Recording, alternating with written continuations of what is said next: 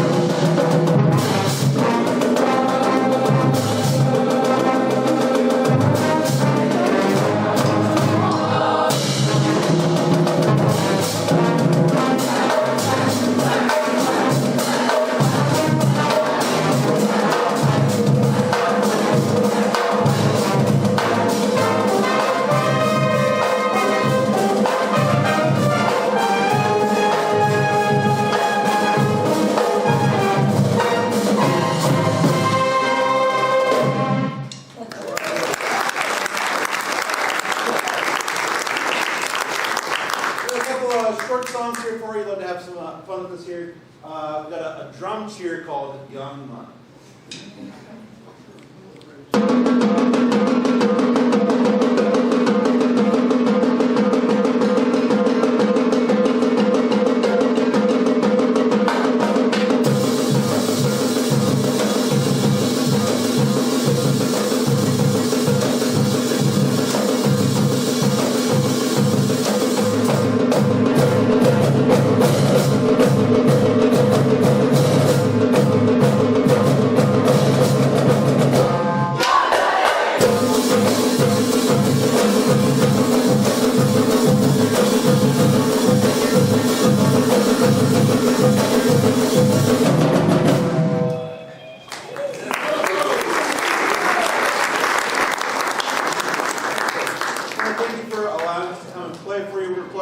Twice with the fight songs. This is a great opportunity to take a video or a photo.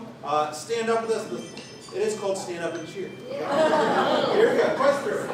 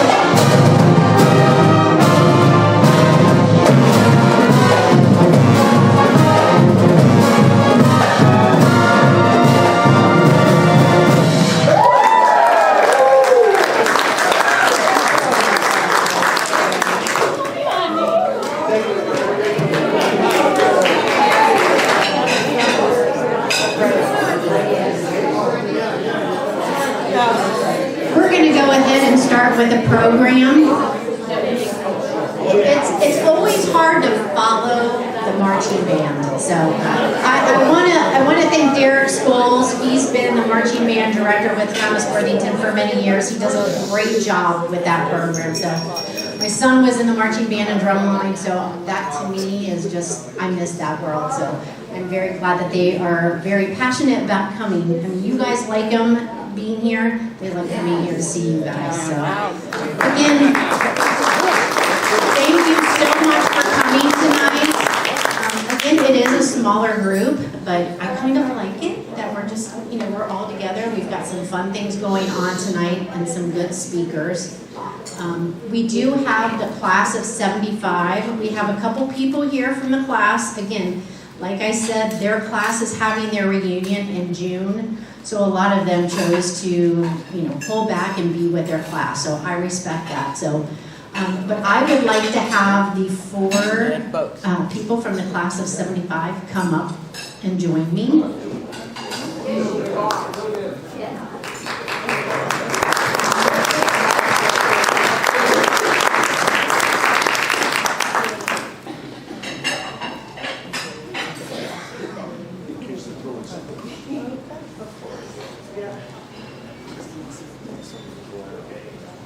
Hello. Nothing better than putting you guys on the spot. So I just want to start really quick. I did a little bit of research from the class of 75. And I'm not going to call out any of you guys. This has nothing to do about you in school. But going back in the day in the life of 1975, the most popular names for newborn babies in 75 were Jennifer and Michael. None of you? The Ford F-150 truck was introduced in 1975. The price of gas in 1975 was 53 cents per gallon. The most popular toy was the pet rock. That says a lot of things. Some of the popular slang words in the 70s included boogie, dude, far out, good vibes, out of sight, psych, right on, space cadet, and to the max. You guys say those? All the time. I'm sure there's some other people who said that. Gerald Ford was the president, and Nelson Rockefeller was the vice president.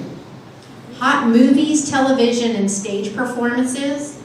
Wheel of Fortune debuted on NBC in 75. The top gross movie in North America was Jaws. The price of a movie ticket was $2.03.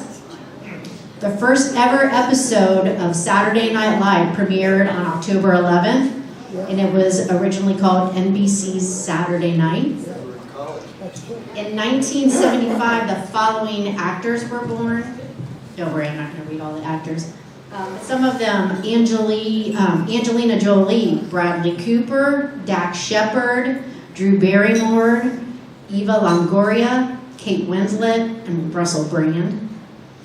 The popular Broadway shows that year, A Chorus Line, Chicago, Death of a Salesman, Hamlet, and the Rocky Horror Show.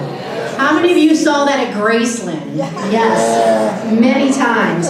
How many of you guys actually got up by the stage and did, oh, I see one. Hey, woo. Very good. Good Morning America was debuted on ABC, and the top-rated television show was All in the Family. So, music. Top hit from 1975. Does anybody know what it is? Come on, Eric. You're the music. Yes. What song? Love Will Keep Us Together. Oh, yeah. Somebody wants to come up and sing it. There you go. Some of the top music artists: Bee Gees, Bruce Springsteen, Captain Antonelli, David Bowie. Sorry, I'm young. I won't tell you how old I was in 1975. Earth, Wind, and Fire. Elton John, Kool and the Gang.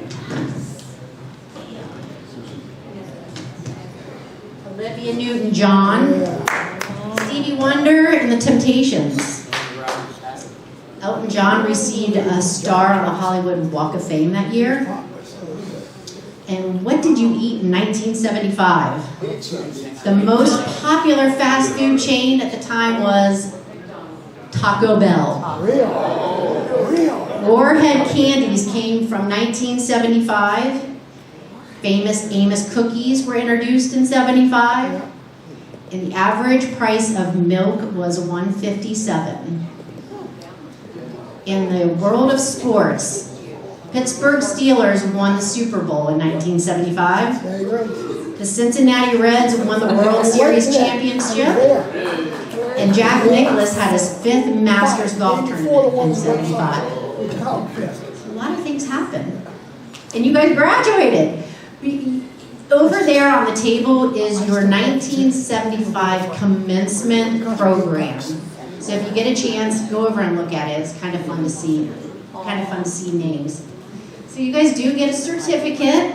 So I'm going to give this over to Stephanie, or I'll call it. So call your name, come and get your certificate. I have Diane Blaine. 12. Ken Bach.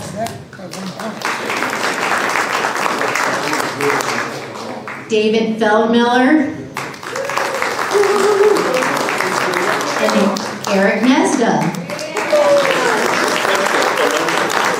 Thank you guys so much for joining us. So hopefully you're coming back for your reunion in June. So, but thank you. We're glad you're here. Thank you. Thank you.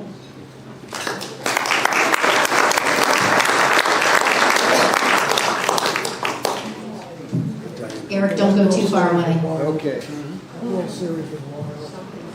So we have two special people that are going to speak to everybody tonight. You know, usually we have the class come up and talk and share some stuff. And we were fortunate enough tonight to have Eric, who's with us, who graduated in ~75. But Eric is pretty well known here in Worthington. He is the award-winning singer, songwriter, and host of the nationally syndicated show Songs of the Center, which takes place down at the MAC. He does he spends a lot of time in Nashville, down at the Bluebird. I was fortunate enough to go down and see him. That was very, very, very cool.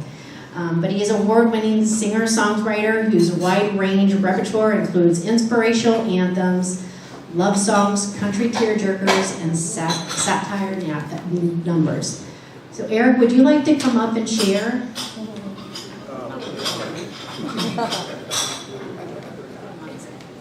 You have this.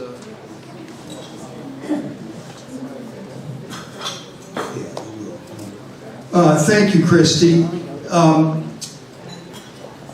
I'm very honored to be here, and one of the things that Christy asked me to do was to share a 2-minute video of our PBS show, Songs at the Center, which I'm very proud to say is now in its 12th year, and we're on 400 and some stations across the country. And thank you. But what makes me the happiest about this project is that it started here in Worthington. And I think you'll recognize some of the people and some of the songs that you'll hear.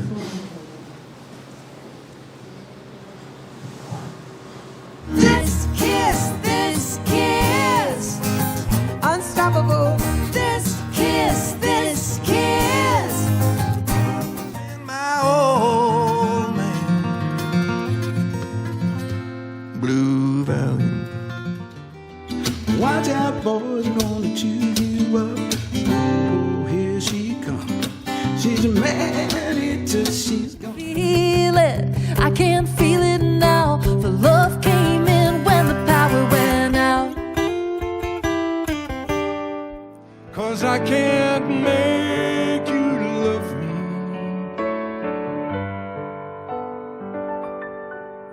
me if you don't. I've told her so, but you can't stop a woman when she's out of control. It isn't all it seems. It's 17. I could have missed the pain, but I'd have had to miss the dance. Everything is beautiful in its own way. You got to know when to hold 'em, know when to fold 'em, and know when to walk away, and know when to run. She cries some anyway. Oh, letting go. Won't take nothing but a memory from the house that built me.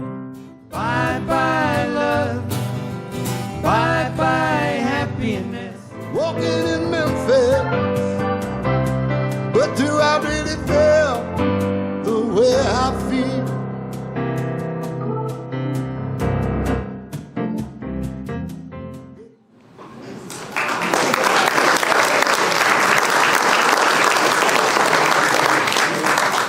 Thank you very much. I have to tell you that our second year, we were still struggling. Of course, when you're in public television, it's always a struggle to get money.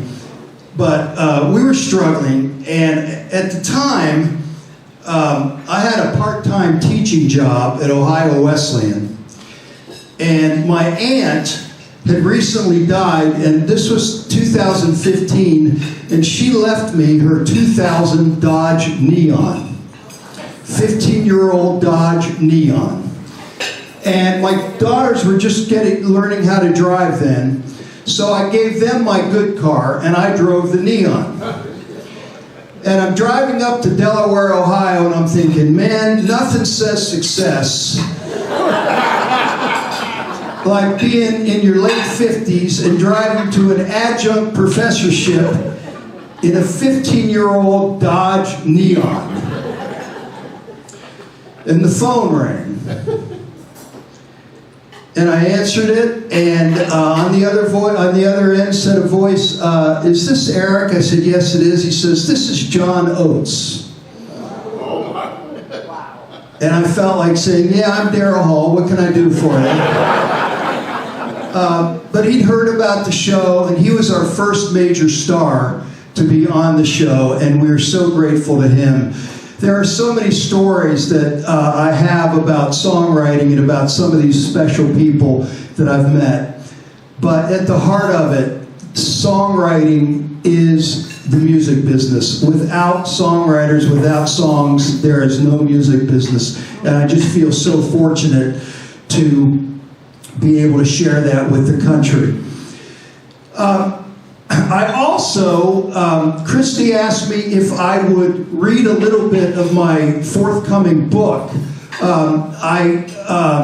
In March I got a book deal for a memoir that I wrote, and it all takes place in Worthington because I chose, for better or for worse, to stay here. But before I read it, I want to tell you that the most amazing book here belongs to Paul Landis, who's sitting back here, who wrote The Final Witness 2 years ago. Yeah, give him a round of applause.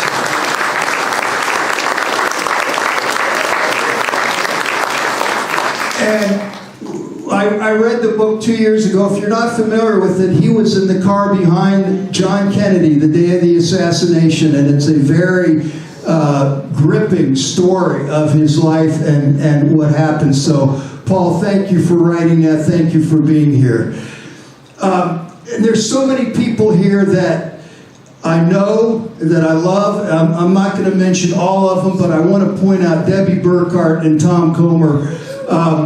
And every time I see her, she's probably sick of me hearing this, but she and her family lived across the street from us on Meadoway Park, so I've known her my entire life. And my finest, most memorable night playing at the Bluebird in Nashville was the night that she and Tom came, and about 4 or 5 or 6 of us, however many were there, sat at a table, and we laughed and cried, and it was just a momentous evening for me, and I just want to thank you publicly for it, for being there. So let me read, now let me assure you it's only a page and a half long, because I know what it's like to sit and listen to someone's book. But this is a story, of course it really happened, just like everything else in my memoir, which will be released either this fall or next winter.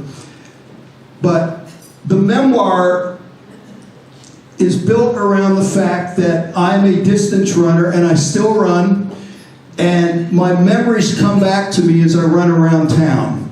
So this is from the very beginning of the book. When I run, my mind often ambles down memory lane like the crowd at our celebrated Saturday farmers markets in the center of town, stopping here and there to look at something catching my eye. Other times, the memories flash at me like the brass bands that march down High Street in our Memorial Day parade. Years ago, my toes would bounce off the surface with each stride.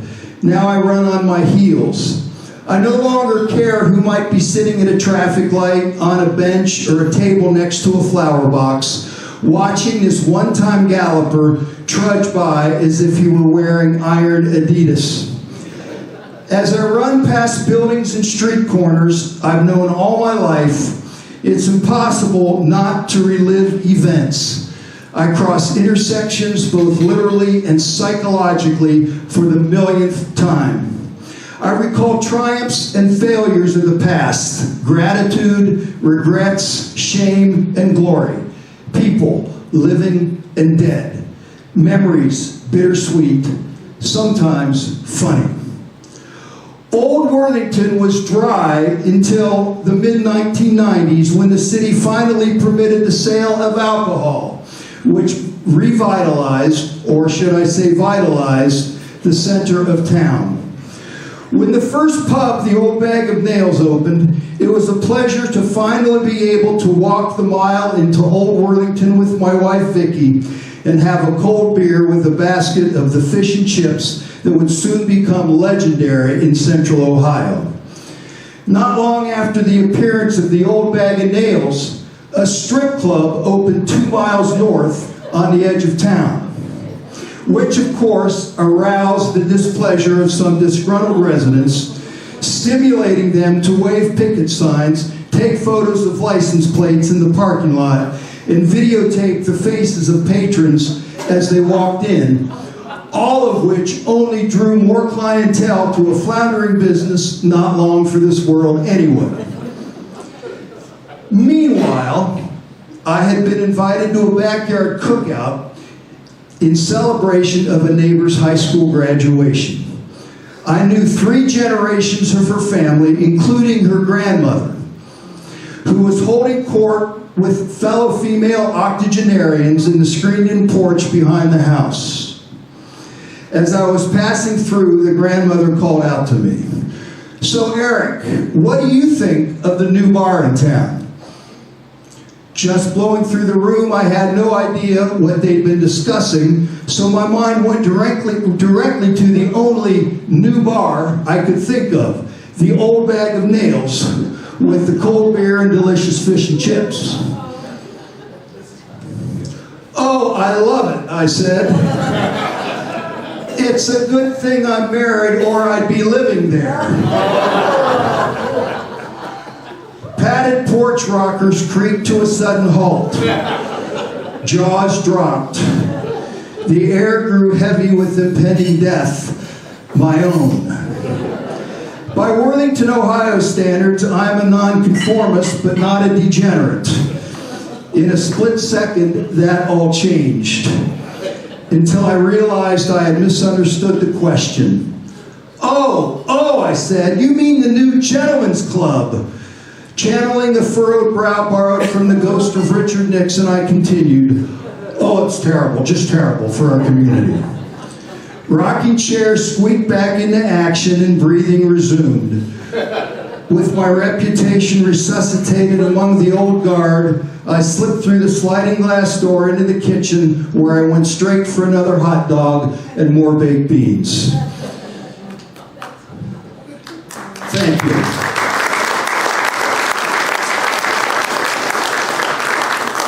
Now it's my honor and pleasure to introduce our next speaker, or was Christy going to do this? I got to tell you something. This gentleman has accomplished something that I cannot believe. Myself being in the entertainment business and knowing how hard it is to create something that is not only has national interest, but is valued by the commercial aspect. And Mark Sutherland, an 85 graduate. 83. Look, I'm trying to make you younger. He's an 83 graduate, 85 graduate. He graduated sometime in the 80s. But I'll let you tell his story. I'll let him tell his story. But I just want to say that from his home in Worthington, sitting in Worthington, he edited, wrote, produced, starred in, did everything with a movie that received, I think it was like one of three or four independent films a year to get distribution by AMC. And I think Columbus added another week or two. And in LA, the show beat Snow White. So, yeah. And it's streaming beginning tonight, and I'll let him talk about that. But to think that Mark, sitting here in Worthington in his home, put this together, and it's it's an incredible story. If you love dogs, even if you don't love dogs, the name of it is Abby's List. Go home and watch it, because you can find it. But he just deserves all the applause and all the acclaim that comes to him. So I'd like to introduce 1983 graduate Mark Sutherland.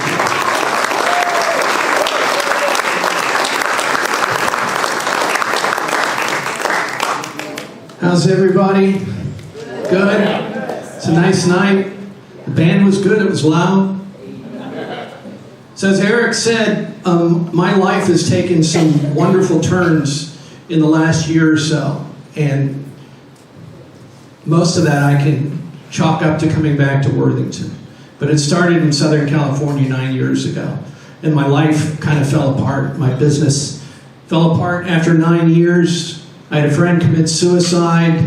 Just the sort of stuff that you don't expect, but you take a few hits and finally you're like, okay, I was exhausted, pretty much broke. And so I did what every other intelligent person would do in a similar circumstance. I hit the road with my dog to do her bucket list with pretty much every dollar I had to my name. And we didn't expect to shoot a film at first. We were going to maybe shoot some fun Facebook videos for friends and just share them. And I really just needed to get out of town and just clear my head and spend some time with my dog, because my dog was getting older. She was 14 at that point. And very quickly we realized something special was happening. First of all, I should explain that we did, again, intelligent things. Like the first thing that we did on her bucket list was we took her to Sequoia National Forest so that she could pee on the world's tallest trees. Right? Makes sense, right? She sailed a yacht. We took her to Vegas, because every dog loves Vegas. Got her a $3,000 a night suite, which they comped, just so she could do room service. This is the sort of stuff that we did. And I didn't know if Abby I knew that Abby would just enjoy being on the road. But I didn't realize how much she was enjoying it until we did hit the road together. And I watched her start to age in reverse. So that was the first magical thing that happened. Then we went crazy viral all over the US. It started in Germany and in Europe. It was the middle of the night here. My phone kept going nuts on my bedside. I was like, kept vibrating louder and louder. And finally, after 15 minutes or so of that, I picked up the phone and it's like, oh my God, we're going viral. And it started in Germany, then the UK, and then France. And then we watched it sweep across the time zones to the US. I stayed up all night reading, and 99% of the comments were just the sweetest things you've ever seen. And then every now and then there was a jerk. But that was good because it woke me up. And at that point we realized, so Abby's aging in reverse, and the world is loving what we're doing, so we just kept on going. And what we planned to do, crossing the country in 3 weeks, ended up lasting almost 3 years. So, made a film, a feature film, It got picked up by AMC, and it launched in 16 AMC theaters across the country, 16 cities, 23 theaters, 3 weeks ago. Did really well, and today it's launching on all the digital platforms across the country for streaming, so you can stream it from home if you want to. It's called Abby's List, a documentary. I want to play you the trailer so you can see this ridiculousness in about 90 seconds. It'll give you an idea of what happened. Sometimes, when we least expect it, life presents us with a great gift. In my case, that gift was extra time and a trip with my best friend that became the journey of our lives. We're doing it, Ab. We're doing it, girl. That's funny. At 14, my best friend Abby started going downhill fast. So we did the only rational thing we could do. We packed up the house and hit the road to do all the things any normal dog would want to do. Like sailing a yacht, seeing snow, going to Vegas, and caddying for a pro.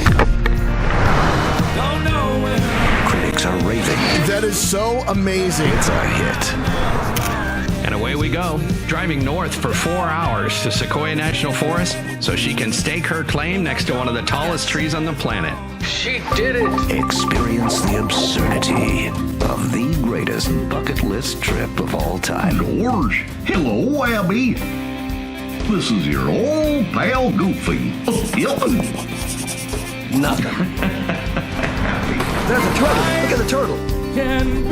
Just a boy and his dog on a 15,000-mile cross-country quest to celebrate life, friendship, and sausage. This time I thought I was wasted, but you're gonna save me now. I can breathe again. You're bringing me back to Movie star, coming through. Abby's gonna caddy for you today. What could be better than that? Just hanging out with my best friend while she takes a few minutes to drool all over Scott Simpson.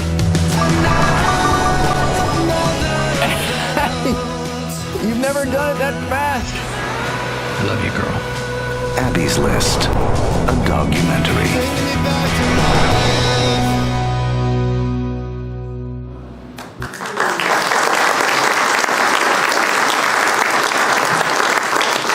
And it only took 9 years for me to put it together, but I did it here. I did it here in town. And instead of Los Angeles, we hit the road. I still have stuff in storage in LA, but I got back here and all the pieces started to come together. But they started to come together here. I'm more spiritual now than I was before. Because there's so many pieces for something like this to have to come together and have to work. You can't even begin to think of what has to fall into place for that stuff to work, for this to work, then for AMC to pick it up, and then for a digital distributor to pick it up, and to get Jack Hanna just randomly. I tried to get Jack, but I called the zoo because I thought it'd be funny to have, well, Abby needed a pet sitter, so I thought, who could be a better pet sitter than Jack Hanna, right? It makes sense, right? The humor was in the absurdity of the film, so we tried to do stuff over the top. And Jack was perfect. And the timing was perfect too, because it was while Jack was still healthy, and it couldn't have been a better scene in the film with Jack, and I was able to reunite with him, even though the people at the zoo, the gatekeepers, were saying, no, we could never do that. And then I just randomly ran into Jack. And Jack's like, hey, how are you? We hadn't seen each other in years. And I told him what I was doing. He said, can I help? I'm like, seriously? Yeah. You know, you want a pet sit for Abby? And Jack said yes, because he's a little twisted like I am. But there were so many things that had to come together to make things like Jack happen, the huge distribution. We're getting incredible reviews right now from people that know a lot more than I do about movies. Abby lived to almost 17, which is almost unheard of. I'd lost my other 2 whippets at 13, which was why we hit the road, because I knew we were on borrowed time. Just an awful lot of things happened. And then I started to run into Worthington friends again when I got back here. I ran into Courtney. Courtney just moved back too. And coincidence of coincidences, we talked about what I was doing, and she said, you need to talk to my dad. And I didn't know this, but she's like, yeah, my dad's a film critic. So I met with her dad, and he loved the idea, put me on his radio show. And then I used that and his review to raise more money for the film. So we bought better gear. The first half of the film would have, excuse my French, but it would have looked like shit if we shot the whole film that way. But about 20 minutes into the film, you look at the production value, it goes straight up like this. It's because I ran into Courtney from Worthington High School, my classmate, who introduced me to her dad, who saw something in this little film and helped me take it to the next level. There were so many things like that that one might think was a coincidence, but when so many of them fall together. Courtney's husband, Ken, I needed some music composed. Ken composed one of the best scenes in the film with the dolphin for me. Another consultant, or another composer, I reached out online and said, does anybody know of a composer? This was before I had Ken to help out. And they said, yeah, there's this guy, Alan DeCenzo. And I never heard of him before. They're like, he's really good. And he's in Columbus. Well, I reached out to him. He'd moved to Florida. But turns out he was a Worthington grad too. And he had a whippet that looked almost exactly like Abby. And he composed just the most incredible last 7 minutes of the film, which I couldn't have done without, because in this film, the main character, Abby, dies.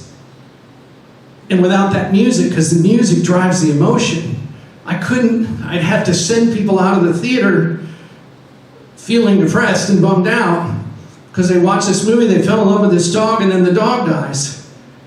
But Alan helped me turn that around.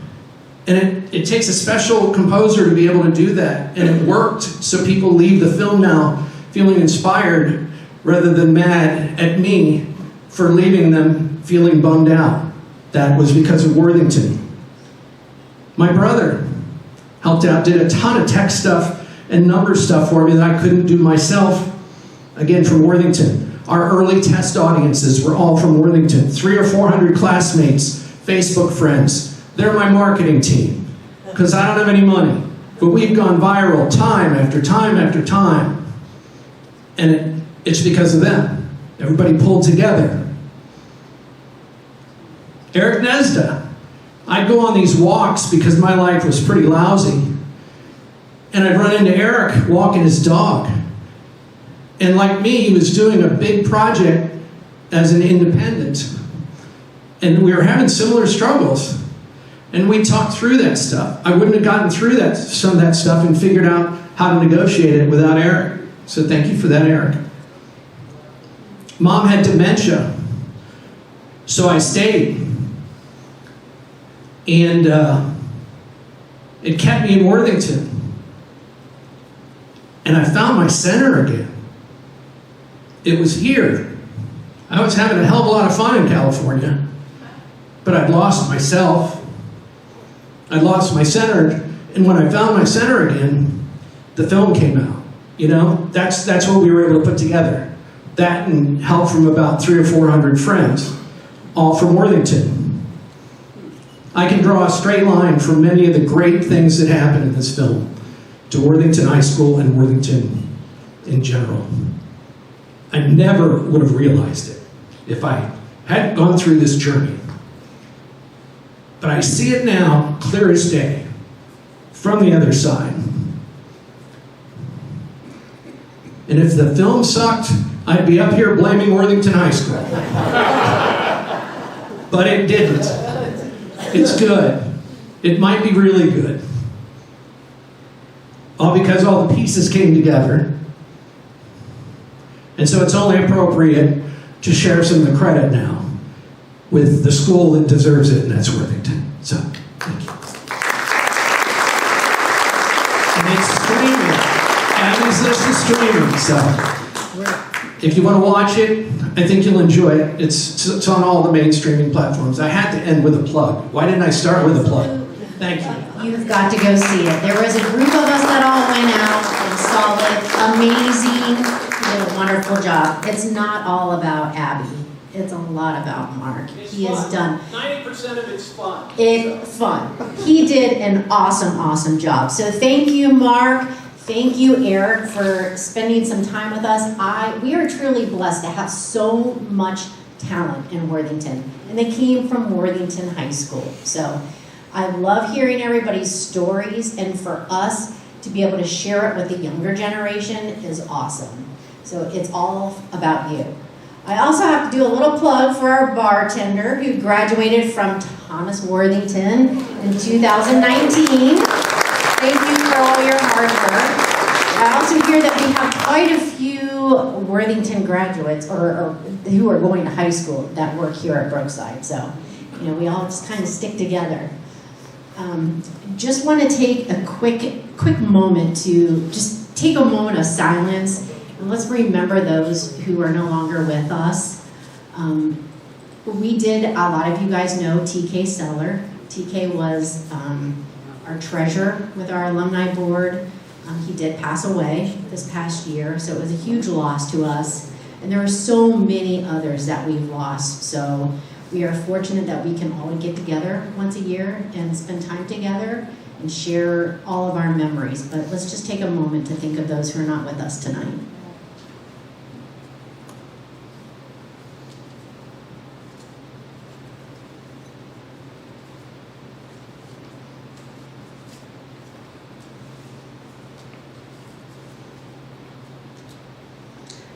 So again, thank you all for being here. Part of our alumni dinner is we have to do some routine business. And I kind of like to sneak that right in here because that's not the fun part of all of this. But I do want to thank my board members who are on the board. If you are on the board, will you please stand? They're being shy, but thank you very much. We meet once a month. Thank you for everything you guys do. We meet once a month, and we try to talk about what we can do to grow our alumni, because again, we have the younger generation that's coming up. All of you guys have these great memories of Worthington. We want that for them. So we're trying to get the younger generation to come together. Things are shifting a little bit, so we're trying to hold on to what we've done and have this dinner. But we also, there are a lot of people who, they have their reunions. It used to be we'd do it right after school and everybody would get together, and that's not happening anymore. A lot of the classes are getting together at random times. They're no longer doing it every 5 years, every 10 years. So we're trying to work with, so many different things. So moving forward, we're going to still do the things that we're doing like this, but we also want to do things, throughout the year to attract more people.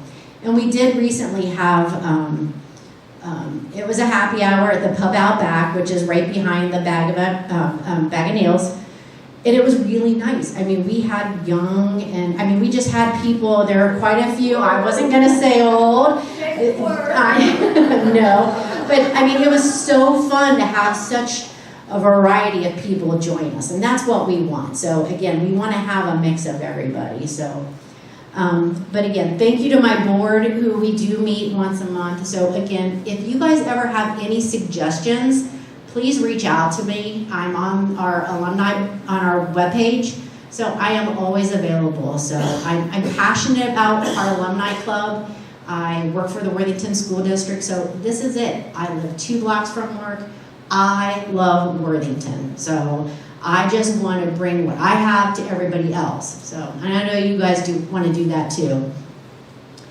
So right now I am the president of the alumni. Our treasurer now is Karen Sonar. Is it Sonar? I always say it. Sonar German. She is new. She's replaced TJ. She's done. TK. She's done a great job. David Payne, he is doing our memberships, and Zach Peterson is our secretary. We do have people that are leaving this. We have a 3-year term, but we have Pat Advent-Kelso, Zach Peterson, Stephanie Merrick-Gillespie. You guys are staying on and renewing for another 3-year term. So thank you so much for doing that. I appreciate it. A huge thanks to Mike Call for everything you have done for the alumni. You have been through everything, so I appreciate everything you've done.